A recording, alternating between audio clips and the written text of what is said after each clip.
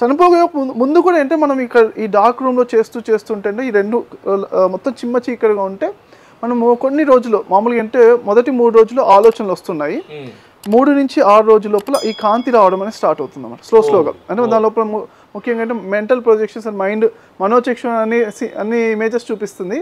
తర్వాత దివ్య చక్షు అని కొన్ని ఆత్మానుభవాలు వస్తాయి, కొంతమంది మంచి ఎక్స్పీరియన్సెస్ వస్తాయి, దివ్య అనుభూతిలో వస్తాయి అన్నమాట. తర్వాత 3ది కాంతి వస్తుంది.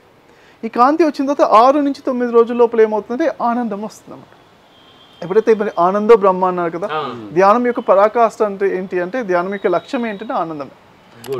మనతో మనమే ఉంటున్నాం, బయట ఏమి చూడట్లేదు, కళ్ళు ఓపెన్ చేయట్లేదు, మాట్లాడలేదు, మౌనంగా ఉంటున్నాం కదా. మనతో మనమే ఉంటుంటే అంటే మన లోపల అసలైన తత్వం ఏంటంటే ఆత్మ సచ్చిదానంద స్వరూపం.